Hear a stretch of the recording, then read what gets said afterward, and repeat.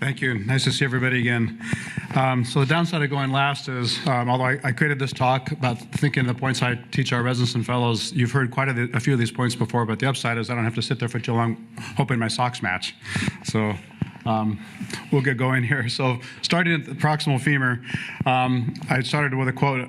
You often hear me talking about, or saying when I'm running morning fracture conferences, look at the lateral x-ray. And several folks have talked about the importance of the lateral x-ray. And I'll talk a little bit about reduction implants, and we'll move on down the femur. So I often see residents presenting a femoral neck fracture with an AP x-ray. Sometimes the lateral's there, but as I mentioned, but they don't typically comment on it. But as I heard Corey Collins say, and you've seen his name up in some other slides, this is one of the fractures that we know we have the worst results in terms of outcome, yet we hardly ever do advanced imaging. So CTs, I agree, CT scans are done for almost everything, but these are geriatric patients with low energy falls that don't fall into the trauma protocols that mandate those CT scans, and we often make decisions without really appropriate imaging. This is one of my favorite papers, and we really teach our residents to get these traction internal rotation views. We theoretically have protocols set up in our ED. Well, even if we're not consulted yet on a patient, at the x-ray techs, when they see one of these fractures, they'll call a resident down to help if need be. But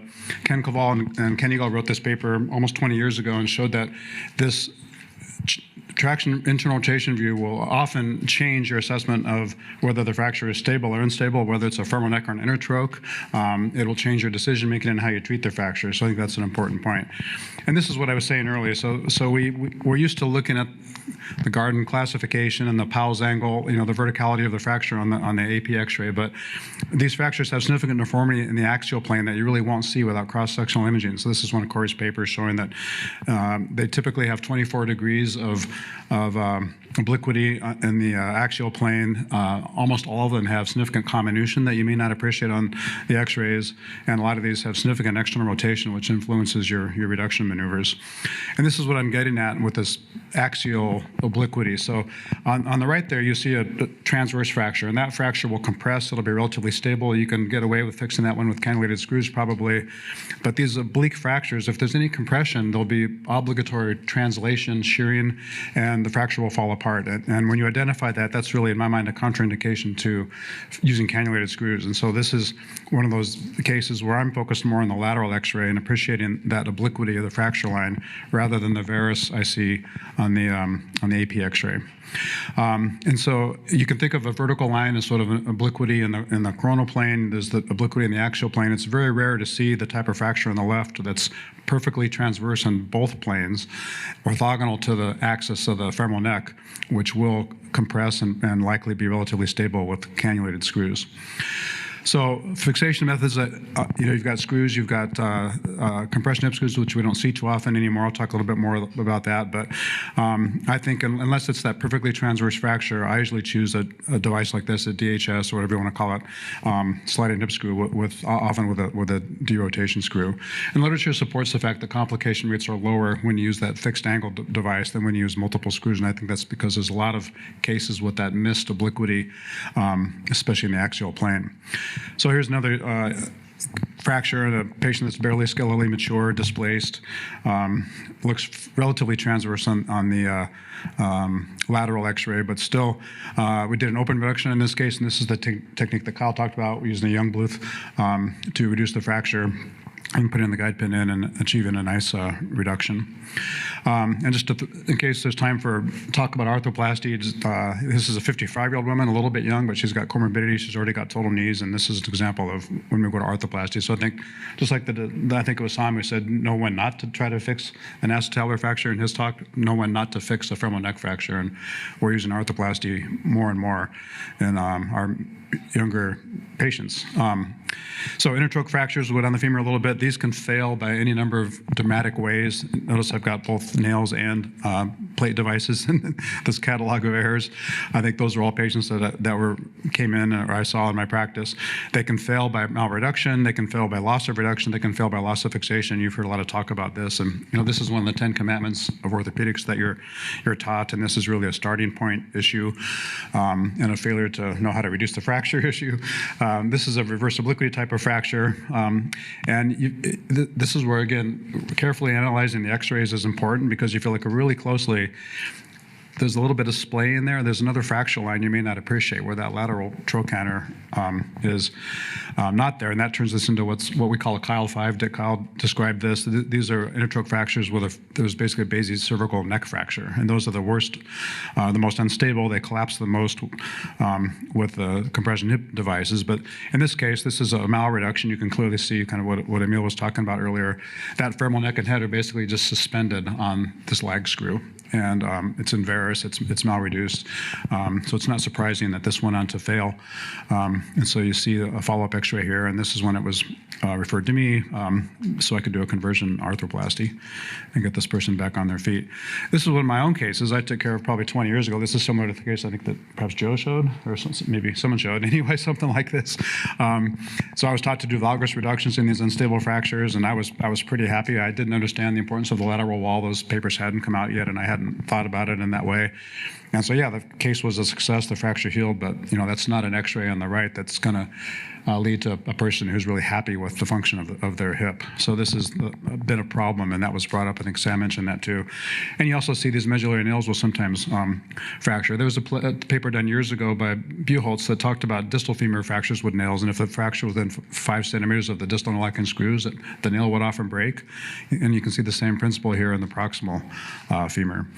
So recognizing these unstable fractures and having a plan to reduce the fracture and insert the implant. This is what I beat on the residents with. A nail is not going to reduce one of these fractures spontaneously. It might work in a diaphyseal fracture, but at the end, you've got to know how to reduce it. And this is a technique that's been shown. Jim Carr wrote an isolo technique paper, and I have the same tools that Joe showed in my OR table, which you can percutaneously manipulate these fragments, get a nice reduction, focusing here again on the anteromedial reduction, which was mentioned already.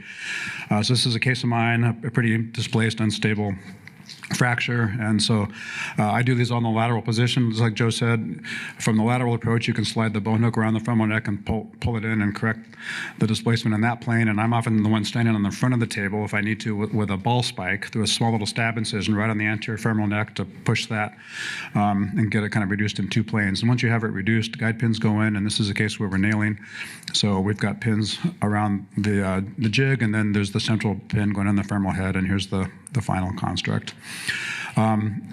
I also warn the residents when you have fractures like this, these sort of per-troch fractures that they want to use the nail on, because if you just insert the starting point, it's going to fall into the fracture site and push it into varus and cause a malreduction. So this is a case where you want to get that starting point a little bit even more medial so that it'll help push the neck down and keep the head up and avoid that kind of malreduction. This is a technique from Dave Hack.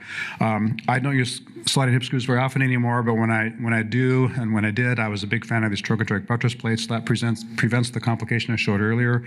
Here's a case where the lateral wall is clearly deficient. Even a relatively short lateral buttress on the plate can help prevent some of that collapse. This is a patient, you may not appreciate this on the AP, but that trochanter is an entirely separate third fragment. So the CT scan really brings that out.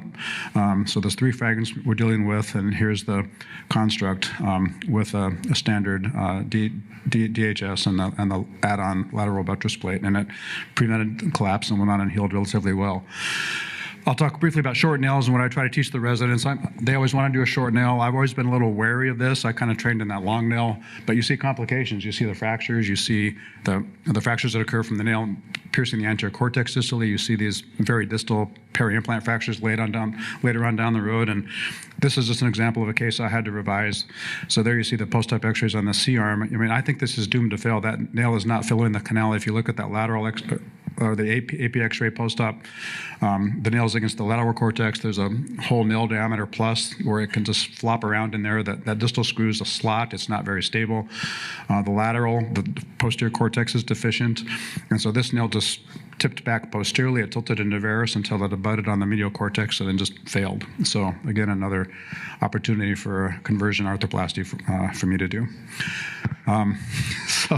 We've already heard about the tip apex distance. It's been well accepted as a predictor of success if you get it within 25 millimeters. Emil talked about his Calcar referencing angle for assessing position on intertroch or cephalomedullary nails, and I teach this to our residents, and this is just proportions of cases that failed. And so you see the lowest is kind of, or the lowest failure rate is kind of central, and then the worst is posterior, superior, and then anything really in the inferior half is pretty good. Briefly talk about femoral shaft fractures. So it's all about the starting point. What I tell residents here is errors propagate during the case. So if you accept the slightest, you don't get a good serum image. You can't quite get a lateral. You get the starting point just a little bit off. It just gets worse and worse, and pretty soon you end up with a case you just wish you could start over on. So hopefully you're not going to see an X-ray like this, but you want to not take anything for granted. Don't take it for granted that interlocking screws placed through a jig are going to go through the nail, even if you test it on the back table. It doesn't always happen. You need to have a plan for assessing length and rotation in every fracture. Even if the nail reduces the angulation, you've got to know how to assess those other things. I like to do my femoral nailings lateral. We use the Jackson flat top now. This is how it looks. I internally rotate the leg. I can get a beautiful view of the neck. So this is a young man with a high energy subtropic fracture, segmental. But this is the view of the neck you can get, lateral positioning. Tim taught us some of his tricks on how to image. We use this, what we call a trochoformis portal. It's a lateral. It's on the medial neck of the trochanter, right on the lateral edge of the piriformis fossa. And you can get a guide pin going straight down the femur after you've reduced the fracture. And so I think I already showed that slide. So interlocking screws, I think this invisible gorilla phenomenon comes into place here. I don't know if you all have seen this. This is a video, but these people watching this video were asked to count how many times these students in white shirts were passing the ball, and no one noticed the gorilla walking through the room. So when you're doing a case, this is an example of jigs that miss. So the jig's been taken off. So when the jig is in place, it's not as obvious. But what you're looking at on that lateral is you're looking at whether or not the screws are in the center of the femoral head. You're taking it for granted that they're in the rod. And it looks so good on the AP view. So perfect circles every interlocking screw every time. You take all the jigs off, and you just like you do when you're doing a freehand distal interlocking. You got to make sure that those screws are through the plate. And this is just the invisible gorilla for radiologists. There literally is a dark gorilla on that CT scan that someone cut and pasted in there, and the radiologists don't notice it either. Even when they, with eyeball tracking, look right at it.